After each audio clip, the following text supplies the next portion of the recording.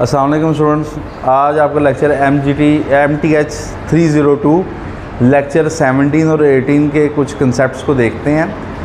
ठीक है, पहले कुछ कंसेप्ट देख लेते हैं और इनकी फिर बाद में कैलकुलेशंस देख लेंगे। एक बात तो बड़ी क्लियर है, इनकी कैलकुलेशन सारी जो है ना वो एक्सेल पर हैं। ठीक है, वो मेथड अगर आपको समझ वो नहायत ईजी हैं। अब देखना हमने ये है कि इनका कंसेप्ट क्या है। ठीक है, इसमें दो टॉपिक हैं। ठीक है, एक जो है आपका डेप्रिसिएशन के हवाले से है,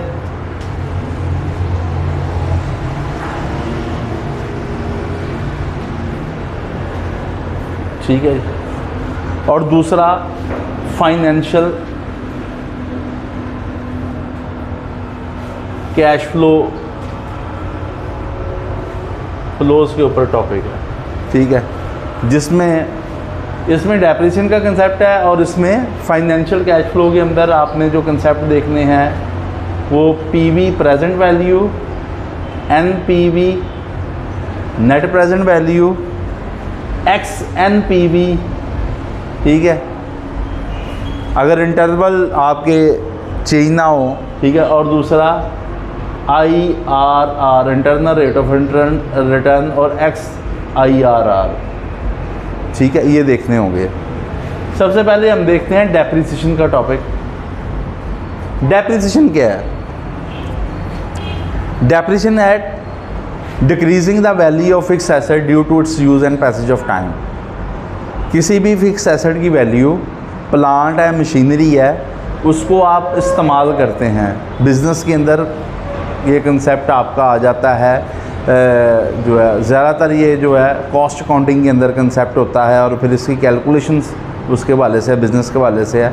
मैन्युफैक्चरिंग बिज़नेस के अंदर इसका ज़्यादा कंसर्न है कि जो प्लांट या मशीनरी या इक्विपमेंट यूज़ होते हैं वो उनको जब इस्तेमाल किया जाता है प्रोडक्शन के लिए तो उनकी वैल्यू में कमी आ जाती है। ठीक है, तो उस वैल्यू में जो कमी आ जाती है, उनकी वैल्यू में कमी इस्तेमाल होने की वजह से उसको डेप्रिसिएशन कहते हैं। उसको रिकॉर्ड करना होता है। तो उसको कैसे रिकॉर्ड होता है? पहले उसकी कैलकुलेशंस को देखना होता है। तो बिज़नेस आपके इस बिज़नेस मैथ के अंदर उसकी कैलकुलेशंस का बेसिकली टॉपिक है। ठीक है, कि उसको कैलकुलेट कैसे करना है, डेप्रिसिएशन कैसे कैलकुलेट होती हैं। ठीक है जी, तो उसमें आपको एसेट दिया जाएगा, उसकी date of purchase, date of sale वगैरह दी जाएंगे और इसके अलावा फिर वो कितनी देर यूज़ हुआ उसकी वो टाइम पीरियड दिया जाएगा। इसके अंदर एक दो बातें हैं वो देखनी है आपने। इसके अंदर एक कंसेप्ट आता है कॉस्ट का। कॉस्ट कि जिस वैल्यू पर वो परचेज़ होता है। ठीक है, प्लस इसमें प्लस वो एक्सपेंसेस आते हैं जिस पर वो क्या होगा, फर्स्ट टाइम यूज़ में आने से पहले जितने भी खर्चे हो जाएं। फॉर एग्ज़ाम्पल, अगर आपने एक प्लांट AC परचेज़ किया है, ठीक है, आप उसका इक्विपमेंट पूरा, तो वो उसकी इंस्टॉलेशन तक जब उसने पहली दफ़ा इंस्टॉल हो गया, पहला ठंडी हवा का झोंका देना है, तब तक जितने खर्चे आ जाएंगे वो उसके सारे ओरिजिनल कॉस्ट में, इनिशियल कॉस्ट में शामिल होंगे।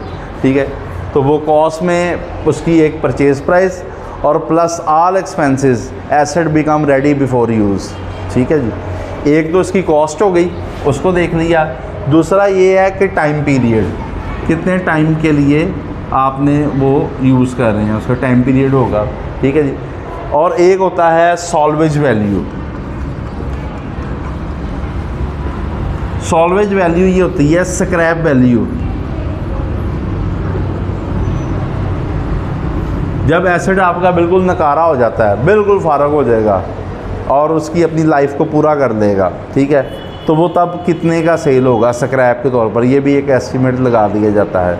और इसमें एक कंसेप्ट हो जाता है कि उस एसेट की एस्टीमेटेड लाइफ, कि एसेट की अपनी एस्टीमेटेड लाइफ कितनी है, ईयर्स में आएगा, 5 साल है, 6 साल है, 10 साल है। ठीक हो गया, ये टॉपिक इनका मतलब कि कंसेप्ट पता होना चाहिए ना। ज़ाहिर है आपने एक्सेल पर जब इसको फार्मूला लगाना है तो चीज़ का ये पता हो, क्वेश्चन में जब आए तो पता हो ये कौन सी चीज़ क्या है। ठीक है, तो ये चीज़ें इसलिए बता रहा हूँ। अब आ जाता है इसकी डेप्रिसिएशन। डेप्रिसिएशन के नॉर्मली जो मेथड होते हैं ना वो दो होते हैं। एक होता है straight line method,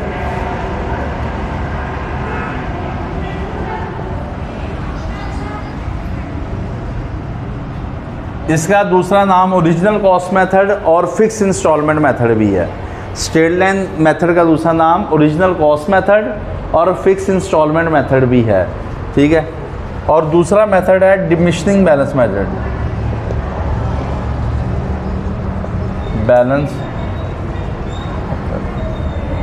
straight line method और diminishing balance method. Diminishing balance method का दूसरा नाम रिटर्न ऑन वैल्यू मेथड और रिड्यूसिंग इंस्टॉलमेंट मेथड भी है। रिटर्न ऑन वैल्यू और रिड्यूसिंग इंस्टॉलमेंट मेथड भी है डिमिनिशिंग बैलेंस मेथड का दूसरा नाम। अब पहला मेथड देखते हैं स्ट्रेट लाइन मेथड में के मुताबिक डेप्रिसिएशन कैसे कैलकुलेट होती है। स्ट्रेट लाइन मेथड ये कहता है कि एक एसेट आपने लिया है, ठीक है, 1 लाख रुपए का है, हर साल उसकी 10,000 रुपये वैल्यू कम हो जाती है, ठीक है ना। 10,000 रुपये का आप एसेट यूज़ कर लेते हो। तो पहले साल आपने जब उसको लिया उसकी वैल्यू 1 लाख थी, पहले साल 10,000 का यूज़ हुआ, एसेट कितने का रह गया? 90,000 रुपये का।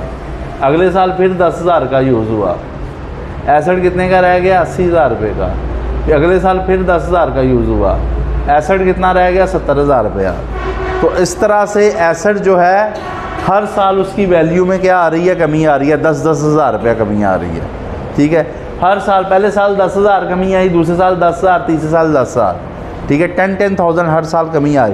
हर साल जो कमी आने की इंस्टॉलमेंट है वो सेम है, फिक्स इंस्टॉलमेंट मेथड इसलिए कहते हैं, यानी कि स्ट्रेट लाइन मेथड, ठीक है जी। इसका दूसरा नाम फिक्स इंस्टॉलमेंट मेथड भी है।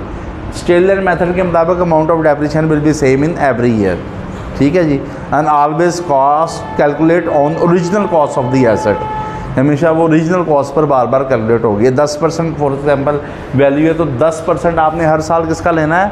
1 लाख का लेना है। तो 1 लाख का 10% लेंगे तो 10,000 रुपये आता जा रहा है, ठीक हो गया। इसका अगला पॉइंट है diminishing balance method. Diminishing balance method के मुताबिक अमाउंट ऑफ डेप्रिसिएशन जो है डिमिनिशिंग बैलेंस पर कैलकुलेट होती है। पहले साल आपने 10 डेप्रिसिएशन कैलकुलेट की 10,000 इस पर, तो वो 90,000 वैल्यू रहेगी। अगले साल जो आपने रेट लगाना है वो 90,000 पर 10% लगाना है तो वो 9,000 रुपये आ जाएगा, ठीक है। तो 81,000 आ जाएगी माइनस बकाया एसेट रह जाएगा। अगले साल फिर 81,000 पर आपने परसेंटेज लगानी है 10%। तो डिमिनिशिंग बैलेंस मेथड में जो है ना डेप्रिसिएशन की जो अमाउंट होती है वो रिड्यूस हो जाएगी। पहले साल डेप्रिसिएशन 10,000, दूसरे साल 9,000, तीसरे साल 8100 आ जाएगी। तो हर साल उसकी वैल्यू क्या हो जाती है? कम हो जाती है। तो ये मेथड है आपका डिमिनिशिंग बैलेंस मेथड। अब आपने कोई दिमाग पर जोर नहीं देना, सारी कैलकुलेशन एक्सेल करेगा। आपने हर एक का पॉइंट याद रखना है। स्ट्रेट लाइन के लिए ये है, डिमिनिशिंग बैलेंस मेथड के लिए ये है, डबल डिक्लाइनिंग के लिए क्या वो सिंबल यूज़ कर रहा है वो आपने उसको देना है। एक्सेल ने सारी अमाउंट आपसे फिगर मांग लेगा और कर। और दूसरी चीज़ है कि डेट की कैलकुलेशन, कि डेट एक्सेल पर कैसे लिखनी है। डेट एक्सेल पर लिखने के बाद उसको सेट भी करना होता है। तो आपने वहाँ पर जाके डेट का सिनेरियो होता है वो सेट एक कर लें और उस हिसाब से फिर एक्सेल पर आप डेट लिखते जाइएगा, क्वेश्चन सॉल्व करते जाइएगा, सॉल्व होते जाएंगे, ठीक हो गया। ये तो हो गया डेप्रिसिएशन का टॉपिक। इसके बाद आ जाता है फाइनेंशियल मैथ के हवाले से, जो फाइनेंशियल आपके कैश फ्लो हैं इसके हवाले से टॉपिक आ जाते हैं।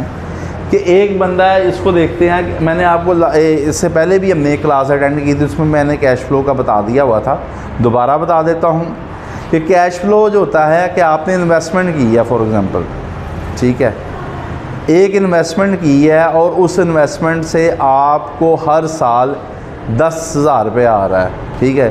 पहले साल 10,000 रुपये आया, अगले साल 10,000 रुपये आया,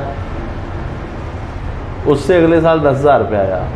ये आपको ना 10-10 हज़ार रुपया मिलेगा एक इन्वेस्टमेंट करने पर। एक इन्वेस्टमेंट है, मैं अभी वो ये नहीं बता रहा वो कितने की है या जो भी है, ठीक है ना। तो हर साल आपको 10-10 हज़ार रुपया आ रहा है। तो ये 10,000 रुपये आपको कब मिलना है? फ्यूचर में मिलना है, ठीक है। लेकिन इसकी प्रेजेंट में वैल्यू देखनी है आपने कि फ्यूचर में मिलने वाले कैश की प्रेजेंट में आज वैल्यू क्या है। तो ये इसमें वो डिस्काउंट कर देगा। तो इसमें जो इसकी प्रेजेंट में वैल्यू, उसको कंसेप्ट आ जाता है प्रेजेंट वैल्यू। किसी भी कैश फ्लो की आपने वैल्यू देखनी है, प्रेजेंट वैल्यू देखनी है, उसके लिए इसको वो डिस्काउंटिंग का फैक्टर यूज़ करेगा, ठीक है। वो एक्सेल पर आपको पता चल जाएगा, ठीक है। XNP भी होता है। अब वो इन्वेस्टमेंट को भी साथ देखेगा कि आज जो हमने इन्वेस्टमेंट की है वो नेगेटिव में आ जाएगी कि 1 लाख रुपए की इन्वेस्टमेंट की है और उसके बाद ये कैश फ्लो आने शुरू हो गए हैं, ठीक है ना। तो ये सब का कैलकुलेट करेगा, इनकी प्रेजेंट वैल्यू निकालेगा, ये पॉजिटिव में आएगी, और ये जो उसने इन्वेस्टमेंट की है वो नेगेटिव में आएगी, और एंड पर इनका इकट्ठा इनकी प्रेजेंट वैल्यू देख लेगा। तो इसको कहते हैं नेट प्रेजेंट वैल्यू, जिसमें एक फिगर जो है ना माइनस का भी होता है, जिसमें उसने इन्वेस्टमेंट की है, वो आउटफ्लो हो गया है, वो माइनस में शो होगा। जो इनफ्लो हुए हैं, जो उसके पास कैश आया, इन्वेस्टमेंट जो उसने की है, कैश चला गया, वो नेगेटिव में शो होगा। जो उसके बाद रिटर्न आए हैं वो पॉजिटिव में शो होंगे। इसके बाद कितने परसेंट कितना रेट ऑफ रिटर्न लगेगा, वो रेट ऑफ रिटर्न आपको क्वेश्चन में देगा। कितने सालों के लिए है, वो नंबर ऑफ़ ईयर्स वगैरह देगा, ठीक है। तो उसमें आपने प्रेजेंट वैल्यू मालूम करनी होगी, नेट प्रेजेंट वैल्यू, उसकी इन्वेस्टमेंट जो आप नेगेटिव में होगी वो, फिर XNPV होता है अगर वो जो आपको रिटर्न आ रहे हैं, हर साल बाद रिटर्न आ रहा है ना, 12-12 महीने बाद, अगर रिटर्न जो है ना उसमें इंटरवल सेम ना रहे आपका, पहला रिटर्न आया 6 महीने बाद, अगला रिटर्न 7 महीने बाद आ गया, अगला रिटर्न 1 साल बाद आ गया, फिर उसकी डेट मेंशन करेगा।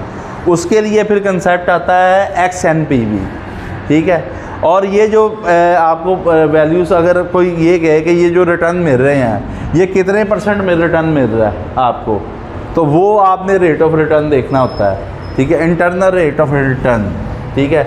अच्छा, NPV अगर आपकी ज़ीरो हो जाए, जितनी आपने इन्वेस्टमेंट की है और present value of future cash flow, अगर ये एंड पर ज़ीरो निकल आए, तो इसका मतलब आप कोई भी इन्वेस्टमेंट नहीं लेंगे। ये प्रोजेक्ट लेने होते हैं ना बेसिकली। अगर हमने आज कोई इन्वेस्टमेंट करते हैं, हम ये देखते हैं कि आज इन्वेस्टमेंट की है हमने 1 लाख रुपए की, ये नेगेटिव में आ गया, इसके बाद हमें ये पैसे मिलने शुरू हो गए, ठीक है। अगर ये NPV कल को नेगेटिव में आ जाएगी, तो इसका मतलब हम इन्वेस्टमेंट नहीं करेंगे, यार छोड़ो पना, ये इन्वेस्टमेंट ख़तरनाक है, हमें कुछ मिल ही नहीं रहा, ठीक है।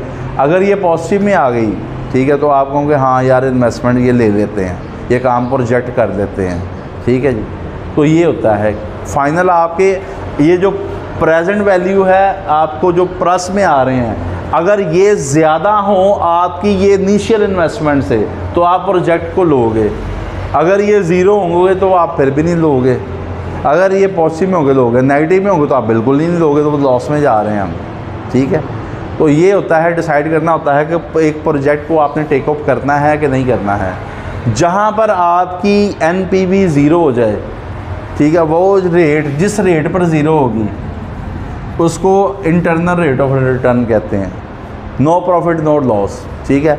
तो IRR भी कैलकुलेट करना है, XIRR। XIRR का कंसेप्ट वहाँ पर आता है जहाँ पर वही बात आ जाती है कि जो आपको रिटर्न मिल रहे हैं, ये जो है ना IRR ये रेट की शक्ल में निकलेगा, रिटर्न परसेंटेज में निकलेगा, XIR भी रेट की शक्ल में दिखेगा, और ये जो है ना ये सारे जो है ना वैल्यूज़ की शक्ल में निकलेंगे इनके आंसर, ठीक हो गया। तो एक्सेल पर हम इनको सबको देखेंगे, ठीक है, बकाया वो चीज़ें हमें गिवन होंगी और देखने। अब एक्सेल पर आने वाली चीज़ों के कंसेप्ट देख लेते हैं, क्या क्या चीज़ें हो सकती हैं। सबसे पहले पेमेंट, वो P के नाम से आप NPV, नंबर ऑफ पेमेंट, इसका ईयर्स के साथ ताल्लुक होता है। R stand for rate, R जो आएगा ना वो रेट के तौर पर आएगा, रेट मेंशन होगा, रेट दिएगा। PV stand for present value, ठीक है। FV stand for future value, PV stand for present value, F stand for, और इसमें एक आता है PMT, पेमेंट। ये जो पेमेंट्स होती हैं 5,000 10,000 जो भी पेमेंट होगी आपको इंस्टॉलमेंट, वो PMT के नाम से दर्शो होगी, ठीक है। तो ये आपके जो है ना ये टॉपिक होंगे जो इसको हम एक्सेल पर परफॉर्म करेंगे। अब अगला काम जो है ना हमारा किस पर होगा, एक्सेल पर होगा, तो इसको हम एक्सेल पर देखेंगे। अब इन सारे टॉपिक पर को हम एक्सेल पर देखेंगे। तो थैंक यू वेरी मच, ठीक है। ये आपको मैंने 17 और 18 लेक्चर जो है ना वो कठिन की थ्योरी करवा दी है।